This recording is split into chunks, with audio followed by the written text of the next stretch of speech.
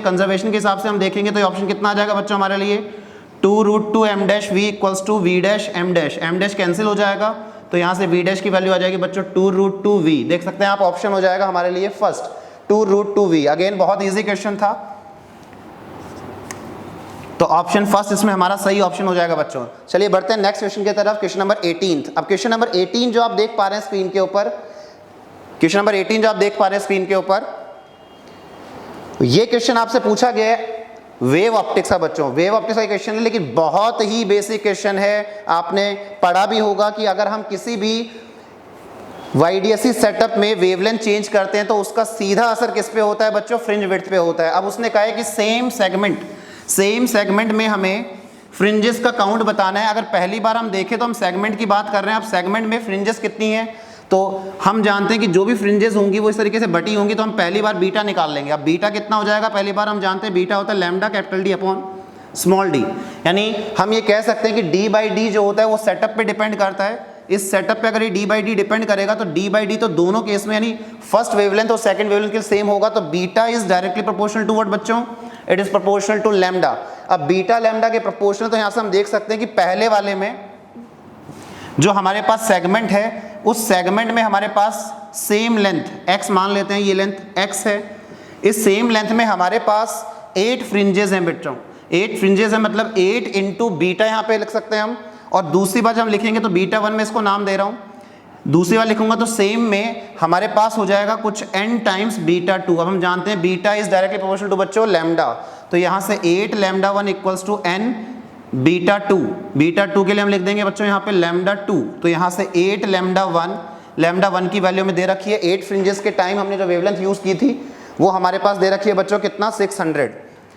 और जब हम फ्रिंजेस निकालना चाह रहे हैं लैम्डा 2 वेवलेंथ के लिए सेम सेगमेंट बच्चों, तो वो जाएगा इंटू 400 यहाँ पे। तो ये कैंसिलेशन अगर हम करें तो यहाँ से n की वैल्यू बच्चों आ जाएगी कितना, 12। यानी हमारा option 2 is the correct option बच्चों। आप देख सकते हैं कितना बेसिक क्वेश्चन पूछा गया यहाँ पे, तो देख सकते हैं स्कॉलर्स डेन की टीम जो है आपके लिए बिल्कुल यहाँ पे सॉल्यूशन को बहुत शॉर्ट फॉर्म में लेके आई है। चलिए नेक्स्ट क्वेश्चन बढ़ते हैं बिना टाइम वेस्ट किए हुए। नेक्स्ट क्वेश्चन पूछा गया, बहुत ही बेसिक क्वेश्चन है, एनएलएम का क्वेश्चन है ये बच्चों। और इस क्वेश्चन में हमसे पावर के बारे में पूछा, तो एनएलएम और वर्क एनर्जी पावर दोनों का एक मिक्सचर क्वेश्चन दिख रहा है मुझे यहाँ पे। ये इस क्वेश्चन में बोला गया कि जो पैसेंजर को लेके जाने वाली लिफ्ट है बच्चों, अब ऑब्वियस सी बात है जो लिफ्ट है ऊपर लेकर के जाएगी तो इसका जो फोर्स लगेगा बच्चों वो ऊपर की तरफ लगेगा, एफ लिफ्ट। अब मुझे पता है कि जो भी ये लिफ्ट का मास है, जो पैसेंजर्स का मास है जो इसके अंदर होंगे बच्चों, अब उन टोटल वेट को देखें अगर हम, तो वो टोटल वेट हमारे पास दिया गया है 2000 kg। मतलब मैं इसको फोर्स की टर्म्स में कन्वर्ट करूं तो मैं इससे g मल्टीप्लाई कर रहा हूं बच्चों, जिसकी वैल्यू हम 10 ले रहे हैं जो कि दे रखी है क्वेश्चन में। इसके अलावा बोल रहे हैं कि लिफ्ट का यहाँ पे एक फ्रिक्शन फोर्स भी अप्लाई हो रहा है जिसकी बच्चों वैल्यू है 3000 न्यूटन। तो यानी जो लिफ्ट का फोर्स है टोटल वो हम देख सकते हैं, लिफ्ट का फोर्स टोटल कितना हो जाएगा बच्चों, 3000 प्लस 20,000, 3000 प्लस 20,000, यानी इसको हम 20.3 किलो न्यूटन लिख रहे हैं बच्चों। अब अगर हमें फोर्स पता है तो हम पावर निकाल सकते हैं, क्योंकि इसकी जो स्पीड है वो कांस्टेंट है, स्पीड कांस्टेंट है, कितनी है 1.5। तो आप देख सकते हैं हम पावर निकालेंगे तो पावर लिफ्ट की हो जाएगी फोर्स ऑफ लिफ्ट इनटू में उसकी वेलोसिटी जो कि हमें गिवन है 20.3 किलो न्यूटन, इनटू में आप मल्टीप्लाई कर देंगे 1.5। तो जो आपका ऑप्शन नंबर फर्स्ट है 34500 इतना वॉट हमारे पास क्या आ जाएगी, पावर आ जाएगी। नहीं, ऑप्शन फर्स्ट अगेन हमारे पास सही ऑप्शन हो जाएगा। तो देख सकते हैं आप बहुत ही बेसिक क्वेश्चन पूछा गया था यहाँ पे। चलिए आगे बढ़ते हैं क्वेश्चन नंबर 20। इसमें तो मुझे लगता है किसी एक्सप्लेनेशन की जरूरत ही नहीं है हमें, यूनिट्स एंड डायमेंशन का बहुत बेसिक चैप्टर का क्वेश्चन है ये। आप देख सकते हैं जब हम प्लेन एंगल को डिफाइन करते हैं और सॉलिड एंगल को डिफाइन करते हैं तो उनके पास कोई डायमेंशंस नहीं होती हैं, लेकिन यूनिट्स उनको डिफाइन करके दी गई होती हैं। अब यूनिट्स की बात करें तो उनमें यूनिट्स क्या डिफाइन होती है, तो हम जानते हैं कि जो प्लेन एंगल होता है उसकी यूनिट होती है रेडियन हमारे पास, और जो सॉलिड एंगल होता है बच्चों उसकी यूनिट होती है हमारे पास स्टेरेडियन। तो हम देख सकते हैं कि यूनिट्स दोनों के पास हैं लेकिन डायमेंशंस नहीं होती हैं, डायमेंशंस नहीं होती हैं बच्चों। आप देख सकते हैं जब हम एंगल को डिफाइन करते हैं, प्लेन एंगल को डिफाइन करते हैं, तो एंगल हम कैसे डिफाइन करते हैं, आर्क लेंथ अपॉन में रेडियस, आर्क लेंथ अपॉन में रेडियस। तो यहाँ से आप देख सकते हैं दोनों ही लेंथ हैं, इसीलिए कोई यूनिट यहाँ पे एंगल के पास नहीं आएगी इस केस में।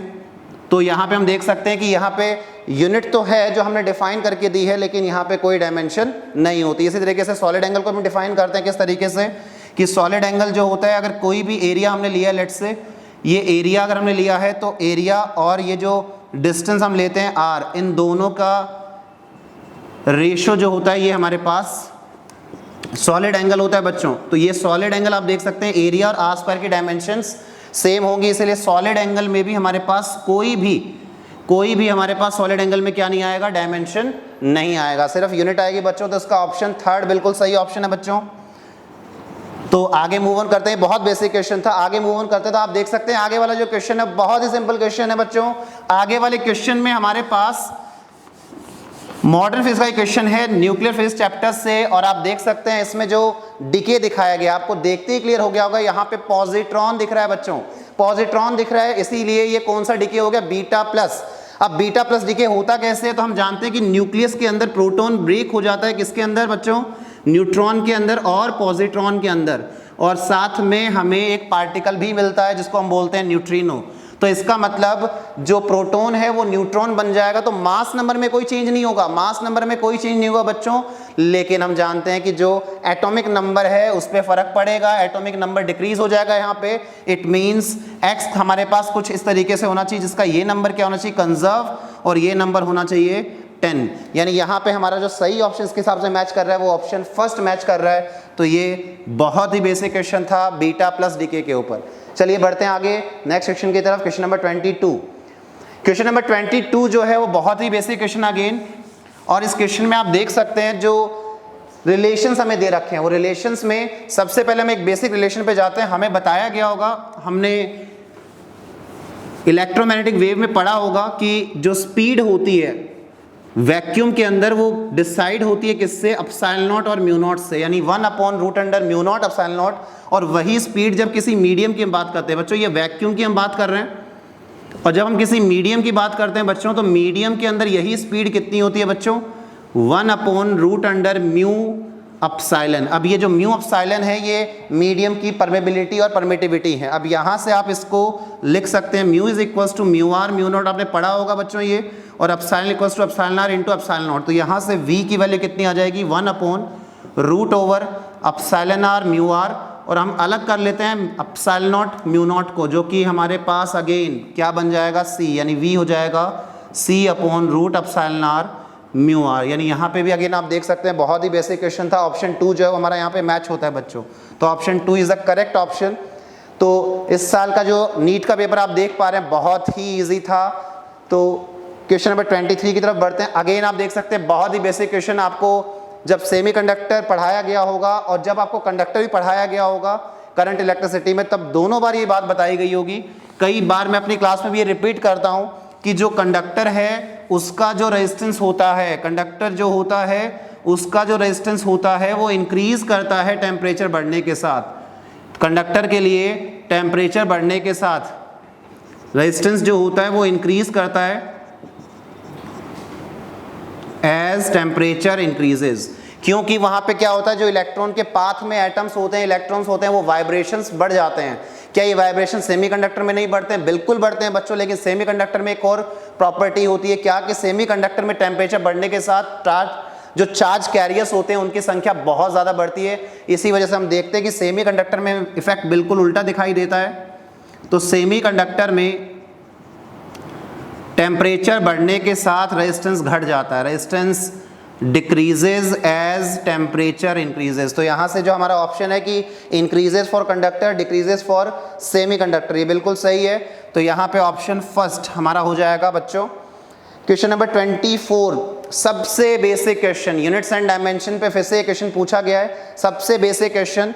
तो आप